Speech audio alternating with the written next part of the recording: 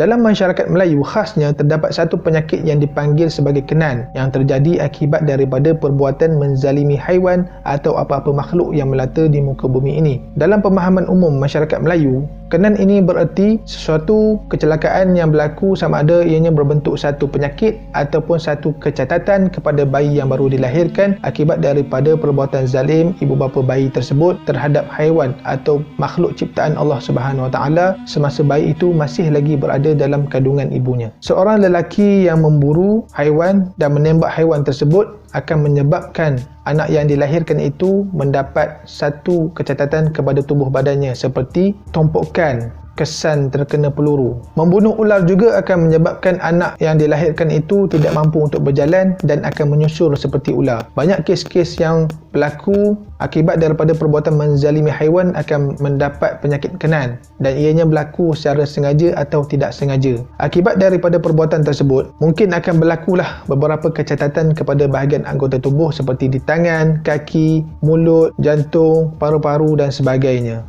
Terdapat juga kecacatan yang melibatkan kelembapan otak dan ianya sukar dikesan. Ianya akan dapat dikesan apabila seseorang kanak-kanak itu memasuki alam persekolahan dan didapati lembab dalam pembelajaran berbanding rakan-rakannya yang lain. Kenan juga boleh terjadi akibat daripada serangan psikologi oleh seseorang ibu yang mana apabila seseorang ibu itu mengidamkan sesuatu makanan dan dia tidak sempat mendapat makanan tersebut, maka anak yang dilahirkan itu didapati air liurnya akan sentiasa meleleh. Ibu yang sentiasa dalam keadaan sedih juga akan menyebabkan bayi yang dilahirkan itu akan sentiasa sedih dan tidak aktif. Penyakit kenan ini bukan sahaja berlaku kepada kanak-kanak dan bayi sahaja, tetapi ianya boleh berlaku dalam kalangan orang dewasa. Sebagai contoh, jika seseorang itu menzalimi atau menganiaya seekor kambing dengan memotong ekornya dan ekor kambing tersebut berulat dan akhirnya kambing itu mati, maka orang yang menzalimi kambing itu pada peringkat awalnya akan mendapat demam dan akhirnya dia akan mendapat sakit di bahagian punggungnya. Walau bagaimanapun, tidak dapat dibuktikan secara saintifik dalam perubatan moden tentang penyakit kenan ini. Namun ianya dapat dikaitkan atau disamakan dengan beberapa istilah-istilah dalam perubatan moden tertentu akibat daripada penyakit kenan, seperti